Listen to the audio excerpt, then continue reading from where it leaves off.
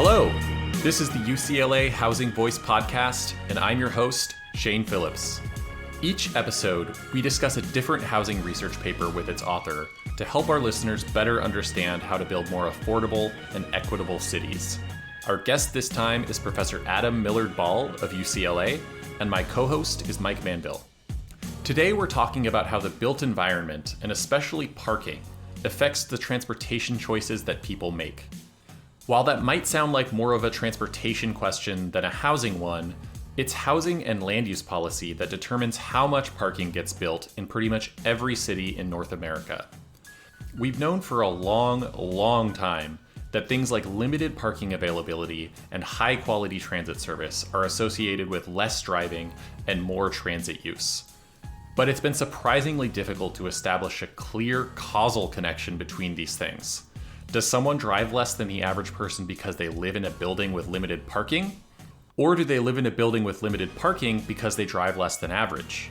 The answer to that question has a bunch of important implications for our transition to more affordable, accessible, and sustainable cities. Taking advantage of San Francisco's affordable housing lottery program and some variation in neighborhood transit quality and parking within each building, Adam and his co-authors have a firm answer to that question. They've achieved something that researchers have been trying to do for decades, and so we're really excited to have him on to discuss their work. The Housing Voice podcast is a production of the UCLA Lewis Center for Regional Policy Studies, and for the past few episodes, including this one, we've received production support from Olivia Arena, a grad student in the Master of Urban and Regional Planning program here at the Luskin School of Public Affairs.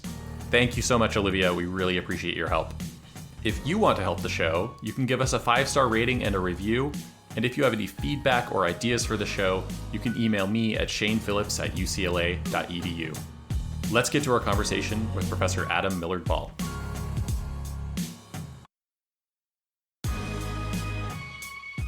Our guest this week is Adam Millard-Ball, Associate Professor of Urban Planning at UCLA.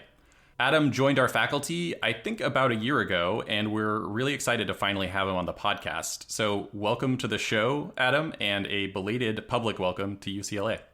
Thank you. It's really nice to be here, and this is my first ever podcast, so I'm excited to do it. Yes. Mike Manville is our co-host today, and so welcome, Mike. I'm glad to be here co-hosting, and I, like you, am thrilled to welcome Adam to the podcast. He is a top-notch transportation researcher, top-notch environmental impact researcher, so UCLA is lucky to have him, and the podcast is lucky to have him. We're going to open the podcast, how we always do, with a question about kind of where you're from, somewhere you love. I think you said you're going to do San Francisco. If we were visiting, where would you take us? I think we've all been there before, but maybe you have a special insight having lived there. Sure. So I grew up in England, as might be obvious from my voice, and joining a new university in the middle of a pandemic isn't the best recipe for getting to know a new city very quickly. So I'll say a few words about San Francisco, which is probably the place I've lived longest in the US. And it was actually the first place I lived in California when I moved to the US. And at that time, there was this big freeway that loomed over Market Street, the Central Freeway. Right. It had been closed since the earthquake, but it was still up there. And if I was taking you on a tour, I'd like to show you that neighborhood and really what an amazing difference it makes to remove that freeway, not just in terms of coming down, but also in terms of what the city did with that right of way. Because I think the temptation for some like former road rights of way or former freeways is to say, let's make it a park. Let's make it something that's going to offend as few people as possible. But in San Francisco, it was remarkable how much they turned over those former freeway parcels into housing, and half of them into affordable or supportive housing. And even the interim uses. There was a farm there for a while. It was truly an urban farm as an interim use until the housing came online. And we'll talk about parking, I'm sure, in quite a bit. But it was also one of the first places that San Francisco pioneered removing parking requirements and introducing parking maximums. Yeah, I think I've actually visited that on a tour during some conference I was at in San Francisco. So your article was published last year in Urban Studies, along with your co-authors Jeremy West, Nazanin Rezai, and Garima Desai, and it's titled, "What Do Residential Lotteries Show Us About Transportation Choices?" I will admit to a little trepidation about discussing this paper, not because it isn't great, because it really is, but because the findings are so straightforward, and we have 45 to 60 minutes to fill. But to set this up a little bit, for a long time, researchers and practitioners have assumed, I think understandably, that the environment people live in shapes the choices that they make about how to get around. But it was really, really difficult to be sure or to know the size of that effect, because we know that people choose where they live based on their preferences. So on the one hand, maybe people drive less because they live in apartments that don't provide on-site parking. And on the other hand, maybe they live in apartments that don't provide parking because they drive less. The same goes for access to public transit and walking and biking. That's a selection bias problem that looms really large in this type of research. But in this paper, you found a really clever way to bypass it and to isolate the impact of the built environment itself. And in doing that, you've developed some very strong evidence that less parking and better transit really do cause people to drive less, regardless of their personal preferences. So that's my very quick summary of what you found and why it's important. But now let's just take a step back, and I'd like to have you set this up for us. There's a ton of research examining the relationship between the built environment and people's transportation choices. What did we know going into this study, and what did we merely think was true but couldn't really be sure of?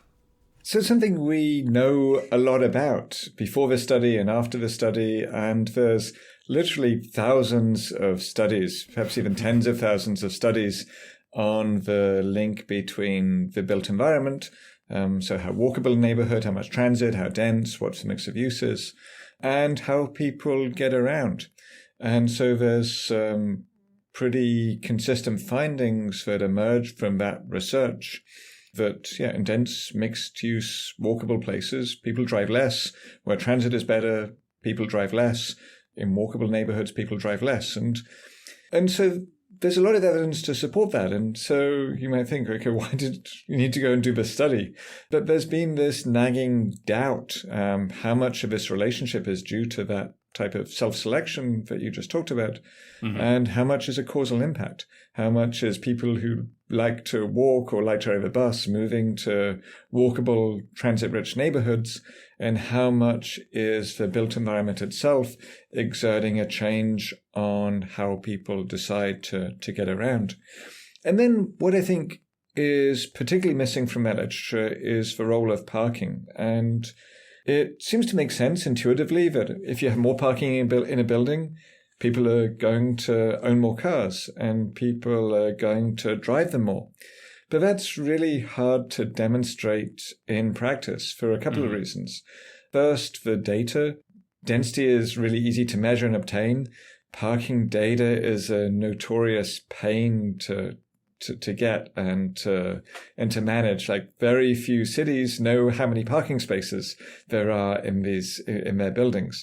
Many even transportation planners who should know better do surveys that don't even ask people how many parking spaces are in their building or do they have parking at work. And then secondly, the self-selection problems, they certainly happen at the neighborhood level. You choose a neighborhood based on how good the transit is, how good the walkability is, how good the car access is. But there's lots of other reasons why people choose neighborhoods. It could be schools, proximity to friends, family, everything else. Whereas parking, it's much more granular. It's at the building level. So if I have a car or two cars, I care much more about the parking when I'm looking for somewhere to buy or to rent. If I don't have a car, then I'll go for the cheaper apartment that doesn't come with parking, if that's available, and to the extent that the market provides that. And this is somewhat of a sidebar or one of my gripes so far about Los Angeles, and someone looking for housing in Los Angeles, it's so difficult to find an apartment that has less than 2 parking spaces, or even no parking spaces at all. For me, as someone who doesn't want that second parking space, I resent having to pay for that. Yeah, but that's the key is as a transportation researcher, you understand that you are paying for it, whether it's a separate charge or not. It's just the cost is baked into your rent. So that kind of gets at my next question here. This is the UCLA Housing Voice podcast. We're not focused on transportation, even though we really care a lot about it. So why, as housing researchers, as people interested in housing affordability and access and these other things, why should we care about this question of what influence parking and the location of housing and its built environment has on the way that people get around? Well, from a housing point of view, transportation is one of the factors that drives housing costs. And I hope that Mike can weigh in a little bit because this speaks to much of his own work. But many of the infrastructure costs loaded onto housing developers. And so if you think there's going to be more traffic or you think parking demand is going to be higher, then cities ask the developer not just to provide more parking, but perhaps to widen the street or to widen the intersection, add a turn lane as a condition of approval, signalize an intersection. And so to the extent that traffic impacts are inflated for new development, that drives up the cost of that housing because it's forced to pay for much of that infrastructure. And then there's also just general public policy reasons, I think, to care about the impacts of policy decisions in order to do a better job in planning in the future. And then it also affects the design of grant programs. So some funding, some grant programs increasingly are tying housing funds to reduce climate impacts, to reduce car travel. This type of study, I think, is important in helping refine their methods and criteria. Just to add to what Adam's saying there, which I think is exactly right, particularly with respect to parking, it's the parking requirements that are put on housing, especially housing that would otherwise be infill, is often what we call the binding constraint on density. That there's plenty of examples throughout cities across the U.S. where you have a parcel that if you look at the allowable density in the FAR, you could say, oh, well, you could put 15 or 20 units of housing here, and then you realize that because of the parking requirement, either your budget or the site geometry, once you accommodate that parking, actually you can really only put 12 units of housing or 14. And so what's really reducing the housing supply is that parking requirement, and to a certain extent that's a little bit harder, I think, to quantify these other situations where, for instance, you surrender some land to widen a street or widen an intersection. And I think you can have a beef with that on two levels, right? The justification of these mitigations, the parking requirements and so forth, when it is spelled out, and these rules have been in place for so long that at this point, often they're not spelled out, they're just there. But when it is spelled out, it is this assumption that, well, you're going to put this building there, everyone's going to drive, and when they drive, they're going to congest the street, they're going to congest the curb, and so the developer has to accommodate that. And on one hand, I think in a better world, we might be able to say, well, so what? Right? Like it's okay if a housing development goes in and the street gets a little bit more congested, right? I mean, maybe we prefer that you have denser development and we're willing to tolerate more congestion. Yeah, it's a transportation tail that just keeps wagging the housing dog. Exactly. And so maybe we should flip that around and housing should become the dog that controls its tail. But even if you don't accept that and you say like, no, I mean, the transportation tail should continue to be the influence, I think the findings that we're going to discuss and that, have been hinted at prior to Adam's research, but that he maybe demonstrates more conclusively, is that actually, even if you worry about development creating more driving and new congestion, it turns out that these mitigations are perverse, right? That putting in more parking and widening the street doesn't mitigate the sort of fixed amount of vehicle travel that would have happened. It actually encourages more of it. Right. Right. And so even on the terms that a development opponent might frame this, our understanding from Adam's research and other research like it is that, well, no, even from that perspective, this is counterproductive. I think maybe also we should talk about, there's two things going on when we talk about this selection bias question. there's this issue of, are people finding the housing they want, right? Like if I'm someone who just doesn't really want to drive, or like Adam was saying, he's someone who arrives in a city and doesn't want 2 parking spaces, does the built environment as it's constructed right now let me satisfy that preference? And the fact is that in a lot of the country right now, if you're someone like Adam who doesn't want those 2 parking spaces, it doesn't. And so there's a potential thing going on with when we talk about selection bias that's saying, oh, you could build housing like this, but you're not going to change anyone's behavior. What you're going to do is redistribute people who just didn't want to travel in a particular way away from housing that didn't suit them and towards housing that does. And then there's an extra level that I think really is much more the obsession of the social scientists, which is, did you, with a good identification strategy, demonstrate that you took someone who in any other circumstance would be behind the wheel of the car and make them into a pedestrian? And I would like to hear Adam talk about this a little bit more, because I think, for a long time, self-selection just dominated transportation seminars. Like you could just, if you weren't paying attention in a presentation, you could raise your hand at the end and still sound smart and be like, well, what about self-selection? It's like you just want to make a comment that tries to undercut the speaker and you say, haha, but have you thought about self-selection? Exactly, right? I mean, it was a way you could space out and still kind of like come in with a zinger at the end, because that's what petty academics do. But I think if you're not an academic, if not an academic, you might not think about this at all, but you could think about it and then say to yourself, well, I wonder how much this matters, right? Because if we do have a shortage of housing development that's amenable to people who don't want to drive much, like, does it matter if what we're doing is just helping this pre-existing group of people who don't want to drive find a place where they don't want to drive? Right. Or is it really an extra important to say, no, this was going to be a driver and now she's a walker? So I don't know. I'll let Adam take that away. But I think it's a question that sort of has been kicked around for a long time. Yeah, I agree completely. And I think they're 2 separate, related, but both important questions in themselves.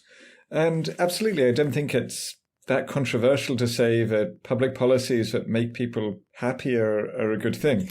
And so take it back.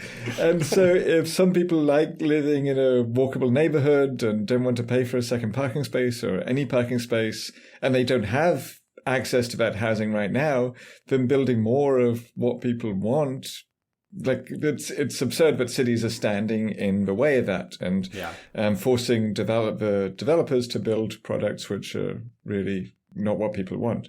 I mean, unless there's concerns on, say, like building safety or things like that.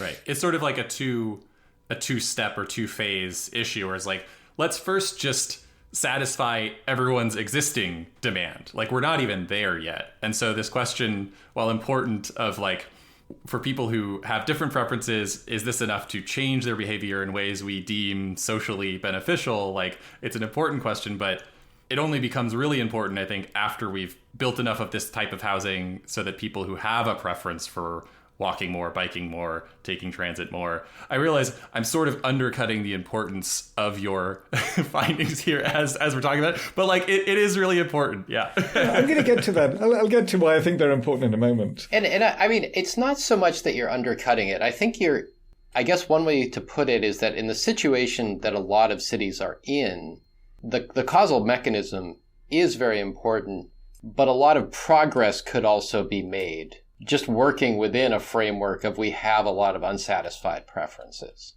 But both matter. Yeah. And I think that one reason Adam's research becomes important is because, and of course I'll let him explain why he thinks it's important too, but one reason that I think it's important is that when we start talking about the causal relationship, one of the big questions that comes up is sort of like, well, how much causality occurs on the margin?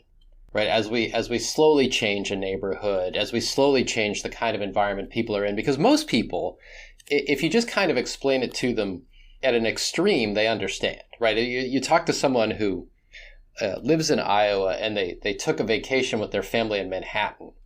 Well, the built environment turns them into a walker, right? They probably don't even think about it, but if you ask them, you just say, well, why didn't you rent a car when you got there? And they'd be like, oh my God, like there's a stop sign every 100 feet, the parking costs a fortune, the traffic's awful. It's just so much easier to walk. It's like, okay, well, there you go. Like in every other aspect of your life, you drive everywhere. We drop you in Manhattan, you walk. But then I think the question that person would have, and that we sort of have as researchers is, well, Manhattan's kind of far out there on the spectrum. How much do we have to change the typical American environment before we start to see some of these behavioral changes? And that's where I think causal research of the kind Adam does starts to really shed some light. Yeah, and I think that difference between the marginal changes and the larger changes are really important, because certainly the market is telling us right now that there's a shortage of walkable places with less parking, that it's so expensive to live anywhere close to transit. And I think that I don't want to sound like an old grump and say like planners today have it so easy. But when I was starting out in my planning career, like there was a lot of anguish about like how to get developers interested in providing like products with less parking and close to transit, and like how to give developers the right incentives so anyone would even like give you the time of day. And now it's pushing against an open door. So the developers are wanting to provide it, people wanting to live in these types of places. And the obstacle is really cities and zoning codes and other requirements. So it's pushing against an open door. But then where I think the causality is important to demonstrate is that, well, what happens when we run out of people who kind of want to live in center cities? Right. Like, is there something that can move the needle by 1% or 2%? Or can we envision something like a 5 or 10 or larger percent increase if we start kind of running out of the transit geeks and the kind of the no car advocates and people who the ready market for this type of product right now. I mean, also, I think just diffusing, whether you or not you think it's justified, like diffusing the arguments of those people who just will say, well, self-selection, and kind of discount the research, whether that's academically, but also among practitioners. I think that has infused them as well, that kind of maybe being much more skeptical than they should about some of the findings of the land use transportation literature. And especially about parking. And I see this all the time that, well, people are still going to drive. That's like the kind of number one response. Like you build this with parking. People are still going to own cars. People want to own cars. It's not going to change them. The study shows that, yes, it does. Yeah, that's really helpful. So we've got a lot of evidence that living in a place with better public transit or less parking is associated with more transit use and less driving. But as we've said, the evidence for a causal relationship is much weaker because of this selection bias problem. In our last episode, we talked with Beth Shin about a randomized controlled trial of different interventions to address family homelessness. And in an ideal world, you could do the same thing here, sort of randomly assigning people to different built environments and seeing how their transportation choices differ based on the type of place they live in. Tell us, I think this is kind of obvious, but tell us why an RCT isn't realistic here and how you took advantage of San Francisco's affordable housing lottery program to get around that problem. So certainly randomized controlled trials, that would be the gold standard for any scientific or social scientific quantitative research. That's how we know that COVID vaccines work, for example. And so while the medical and physical sciences have been really the domain until recently of randomized controlled trials, increasingly social scientists are using them as well. And there's some things that you can randomly assign in a straightforward way. Voter outreach is a good example. You can go and knock on some people's doors and you give them a message, and you don't knock on other people's doors, and then you see which people turn out to vote. Mm-hmm. But most of the time, much to my chagrin, it's not ethical or practical, or usually neither, to do this. And in particular with housing research, you can't ethically or practically assign people randomly to homes or to workplaces. Or not without great difficulty. Right, not without great difficulty. Exactly. Whereas this is one of the few instances where lotteries are not just feasible, but they're also ethical. If you have a scarce public resource, how do you manage that? Well, you could do a waiting list, and there's many housing waiting lists in this country and abroad, or you could do a lottery. And so that's what we took advantage of in this study, that San Francisco's affordable housing program, there's immense demand for below market rate housing in San Francisco. And so the program, even as it's scaled up, can only satisfy a small proportion of its applicants. So this lottery, while it's not technically randomly assigning people to buildings, is doing it as good as random. Mm-hmm. So it's a natural experiment, which isn't randomized, but in practice, it's as good as random assignment. And that's because it's the research upside of a really sad situation that housing is so expensive, that there is so much demand for this housing. So across all the lotteries, it was just over 1% success rate. So just over 1% of applicants for each individual lottery were successful. And some of these border on the absurd, like you have a situation with 95 units being essentially raffled off, and there's more than 6,500 applicants for those 95 units. And so that means that people can't be that picky if they want housing. And so, but if you win one of these lotteries, then you're really unlikely to say, well, I want to wait for the one with parking, or I want to wait for the one with transit, because it's really unlikely that you're going to win that lottery twice. And that's sort of the different treatment groups here, is you have some buildings that have no parking at all and are in places with really good transit, other buildings that have, a moderate amount of parking, maybe half a space per unit or a quarter of a space per unit, and others that might have, one or more spaces per unit. And people are being, as you say, as good as randomly assigned to these different buildings within the city. Exactly. People are being randomly assigned effectively to neighborhoods with different walkability, with different transit, and to buildings with different amounts of parking. And really, it shows that even though it took a while to filter through to the housing stock, it's the impact of San Francisco's parking reforms actually made this possible, where removing parking minimums allowed some developments of that parking to go ahead, and others, they came in at half a space, 3/4 of space, in some cases, 1 space a unit. So your hypothesis going into this is that the built environment will influence people's transportation choices independent of their personal preferences.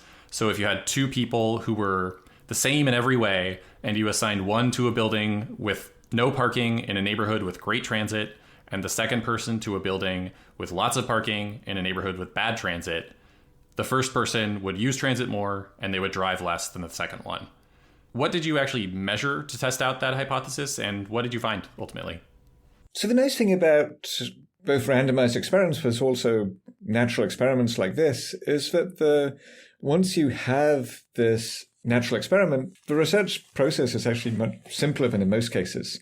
So we just simply did a survey of the residents of these buildings. And we were working with the San Francisco Mayor's Office of Housing and Community Development, and they were great partners, and we couldn't have done it without their buy-in and cooperation.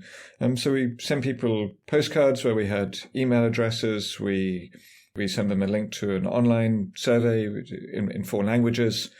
And so we asked people about how many cars they own, how they get around, how they commute to work, and also about their employment. So we tried to keep the survey really simple so that we wanted more responses, even at the expense of less complex surveys. And so we got nearly 30% response rate, which is beyond what I was hoping for or expecting from this type of survey.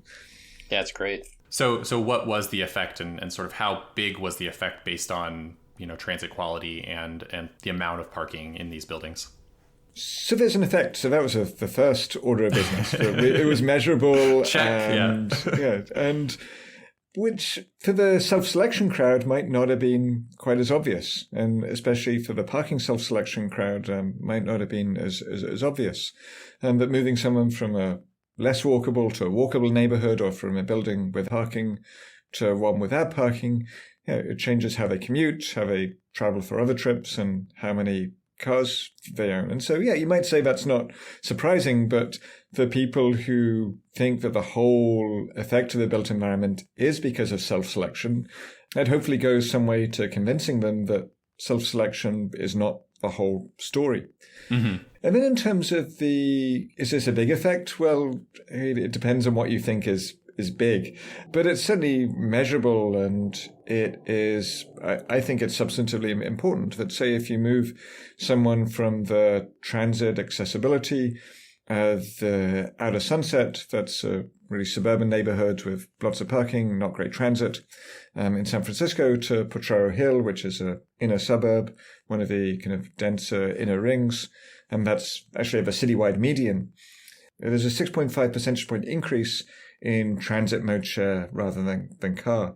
Yeah, that's so pretty big. To me, that's a big effect, and not even from one extreme to another, from a kind of pretty car dependent neighborhood, but there's still some transit, to one that's just at the median of the city.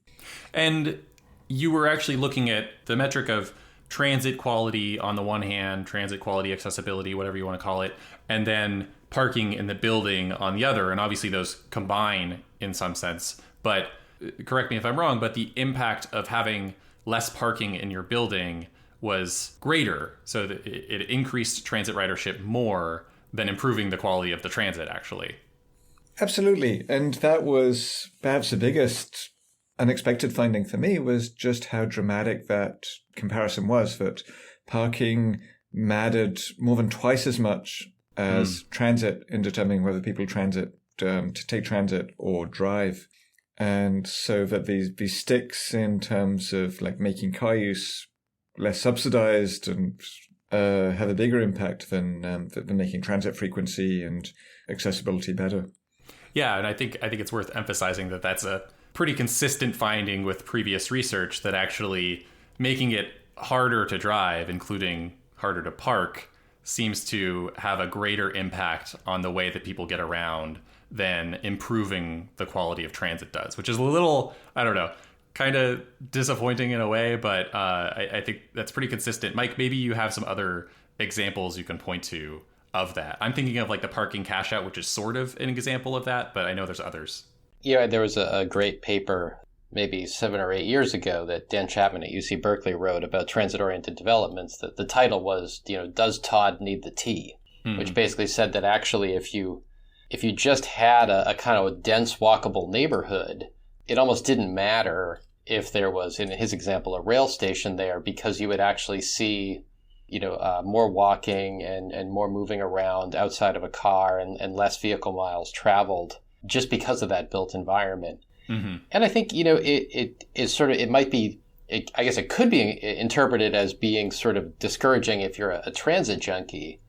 But if you're just someone who is interested in, different ways of moving around, it's quite encouraging, just because a lot of transit's very expensive. Yeah. And it suggests that, there's a lot to be done, and there's a lot that can be accomplished just by getting people to sort of implicitly rethink their choices, short of sort of reorganizing the entire neighborhood. None of it should be interpreted, in my opinion, as an argument against more transit. Right. But just saying, like, look, a lot of us, we don't realize the extent to which the car is sort of artificially low priced for us. And we don't realize the extent to which we hop in the car when there really are other things we could be doing, even in a car-oriented environment. Could I walk down the street to this store? Could I bike over to see my friend? And just changing that calculus a little bit can change travel behavior in ways that don't need to require sort of like extending the BART or something. Yeah, and it's funny because, extending the BART, adding new bus service, these are expensive things. They're worth doing, but they do cost money. Building housing with less parking not only doesn't cost us any money, but it also saves tenants and home buyers money. So it's actually costs us less than nothing. Yeah, picking up on Mike's point about car subsidies, I think the dynamic just goes to show just how easy it is and cheap to drive by car, and how hard it is to compete with that for transit. Exactly. And if you are fighting or trying to compete with a mode that there's no parking costs that are charged to you, that gas is cheap, that you get priority on the road, and you don't even have to stop for pedestrians at crosswalks, then that's right. It's how are you going to compete with that? Like, however good transit is, it's an uphill battle. And that's why I think the research shows that even really modest charges, whether like $1 a day for workplace parking, or slight changes in car access, have a much bigger effect than improving transit. Because even if we double the frequency of transit, it's still going to be slower than taking the car in most cases. That's right. I think, there's something about a price that's zero.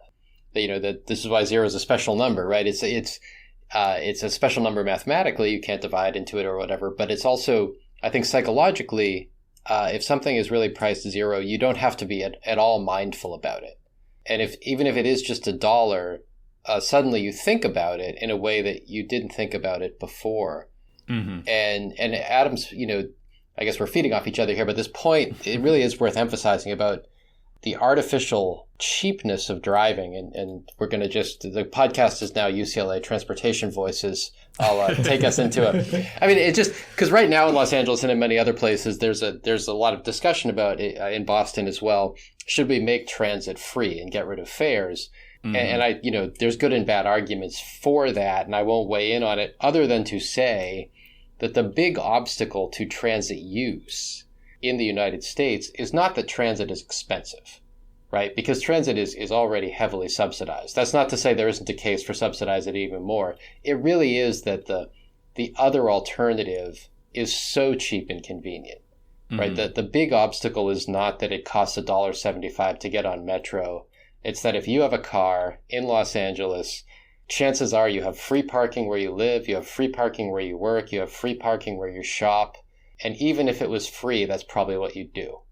And so it really is sort of the relevant price that dictates the mode choice is just, it's beyond the fare box of the transit system. Yeah. Adam, do you find it surprising how big of an impact the built environment has here? Or maybe, surprising isn't the right word.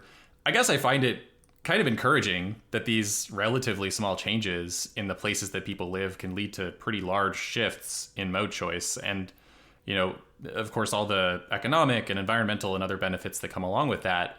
I feel like we're led to believe that people are pretty set in their ways and the behavior is hard to change. And I think in many cases that really is true.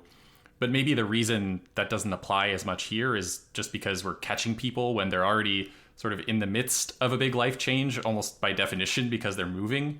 As someone who spends more time thinking about transportation than I do, I'm curious to hear some of your reflections on just what this represents for the future of cities more generally, meeting our climate goals, anything else in that vein.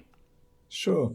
I think there's this narrative which I hear from the public, I hear from my students, I hear everywhere that Americans just are in love with their cars and they will drive regardless of anything, and that Americans are special in that regard. But, I've lived in the UK, I've lived in Canada, like, people there kind of like their cars too. Mm-hmm. And you can make the same argument. And while there might be some people who are kind of really into the car design or something like that, I think that there's a much bigger group of people who are just, they love their cars because they're usually cheaper and quicker to get where they want to go. And so making even modest changes to the relative costs and speeds of cars compared to the alternatives, it's not surprising to me that that has impacts on travel behavior.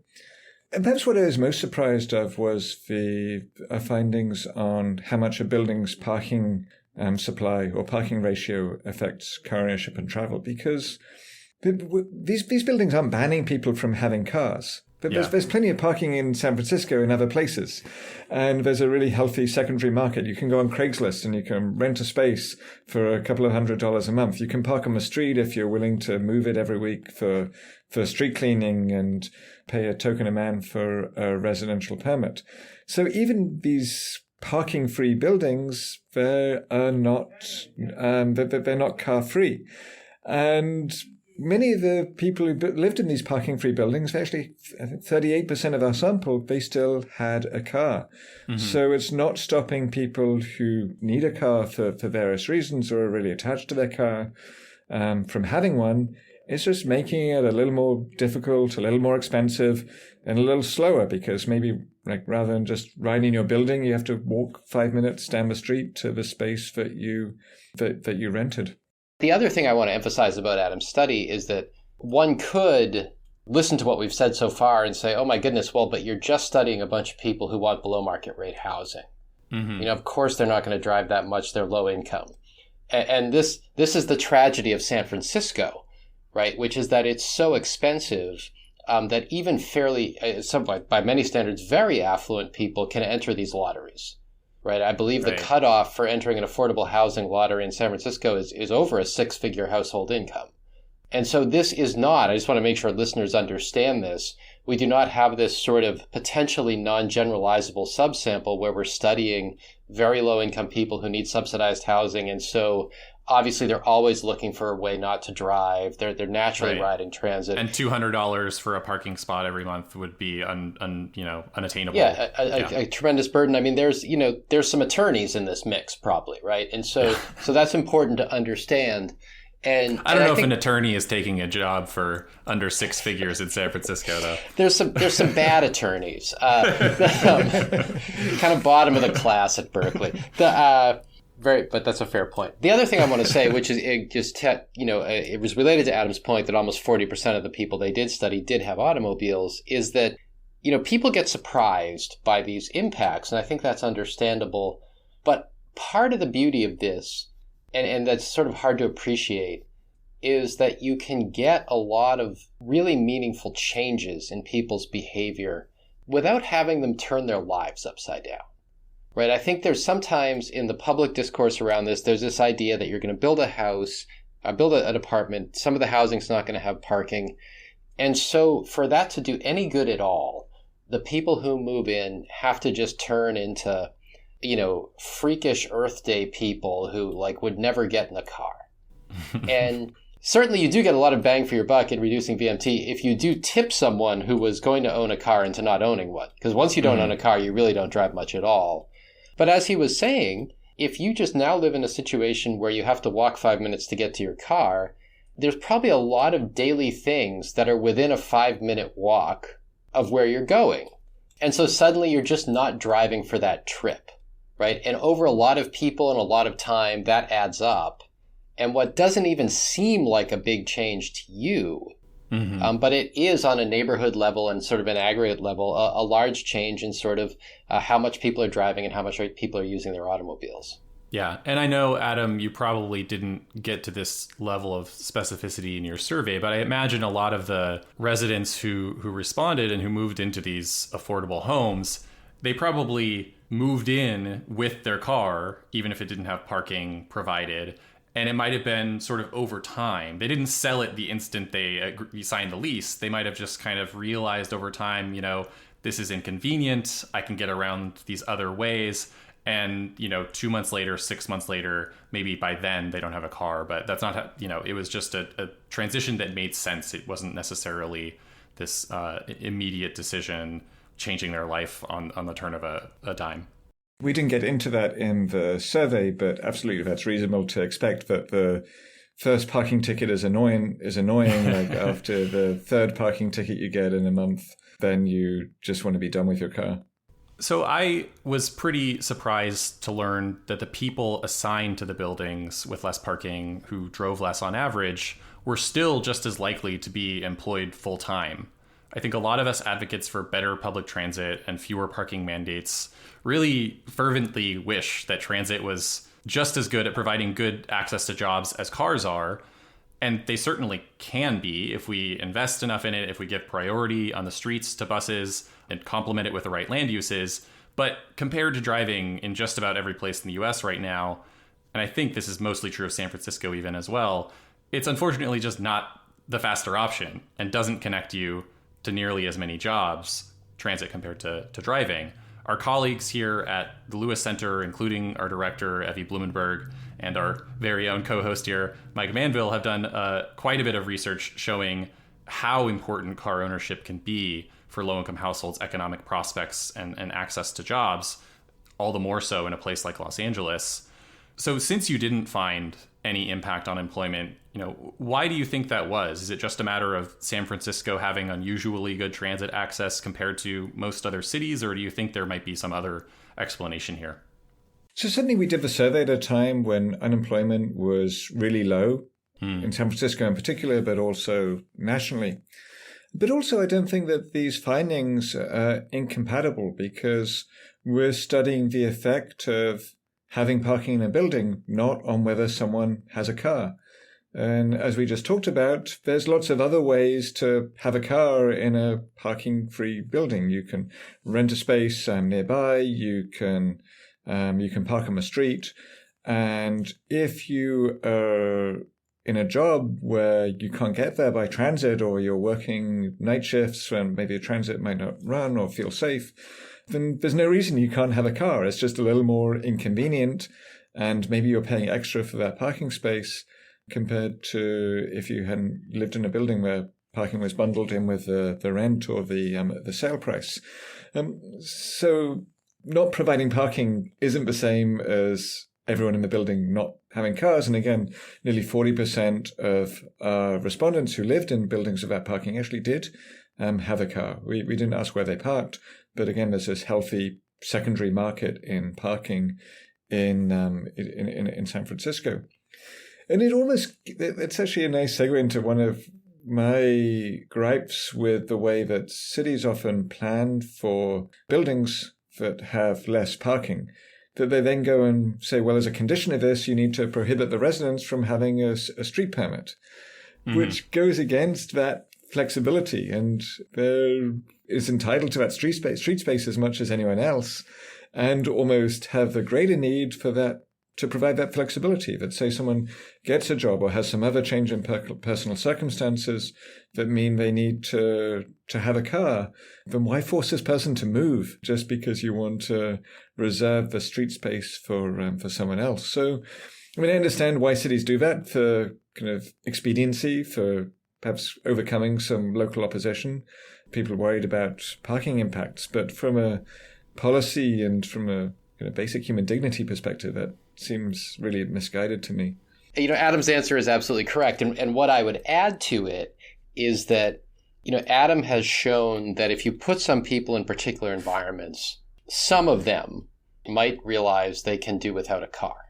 And I think another way to think about why that's compatible with Evie Blumenberg's work, Mike Smart's work, some work I've done with Mike and Evie and Dave King, is that right now in the US, if you see someone outside of New York City or San Francisco that doesn't have an automobile, I mean, there's a good chance they're a very low-income person, or they have some sort of medical condition that prevents them from operating a car, and they suffer low mobility as a result of that, right? So right now, if you see someone who doesn't have a car, chances are they could use one. But the other side of that, right, is that right now there are lots of people who have a car that they could probably do without. So I have an example.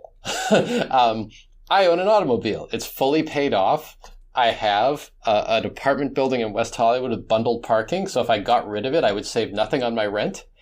And I use it sometimes. I like to go hiking. I take my dog places. I like to go skiing. And so I have this car, right? But if I gave it up, I would not lose my job.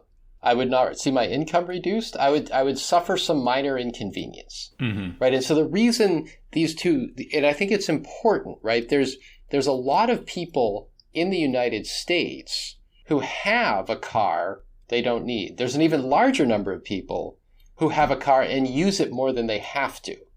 And that's a different problem than that there's actually a pretty small proportion of people in the United States who don't have an automobile and whose life would be changed if they had one. But the way to help those people is to identify them and get them some help, not to look out over the vast expanse of America's built environment and mandate parking. Yeah. Right? That's a very inefficient way to help a very small number of people who really do need some direct assistance. Yeah. For among other things, they need the car, not the parking. Yes. Right. So as we wrap up here, is there anything we missed in the paper that you wanted to cover? Any key points here? The big point that I'd want to emphasize, and that you touched on the start, is that there are 20 really good reasons to create more walkable neighborhoods and provide choices in how much parking both residents and developers have to have. And while I think that the travel behavior side is really important, I think that work of Don Shoup and Mike Manville and many others has shown that, there's really no good reason to have parking requirements, even if there were no traveler behavior impact. So in many ways, this is just kind of a bit of a pile-on. And not beating a dead horse, because a horse is still really much alive and kicking for some strange reason. That horse is alive, yeah. But we already had enough evidence for why parking requirements are a bad idea. But perhaps it's kind of one more study that just pushes at the margin that, parking is a great way to address parking policy is a great way to address issues of, say, traffic and transportation, but we shouldn't forget that it's also like a really important way to address issues of housing affordability as well. Adam Millard-Ball, thank you so much for being on the show. Thank you. Yeah, thanks. It's been great. You can read more about Professor Millard-Ball's research and find our show notes and a transcript of the interview at our website, lewis.ucla.edu. The UCLA Lewis Center is on Facebook and Twitter. I'm on Twitter at Shane D. Phillips, and Mike is at Michael Manville 6. Thanks for listening. We'll see you next time.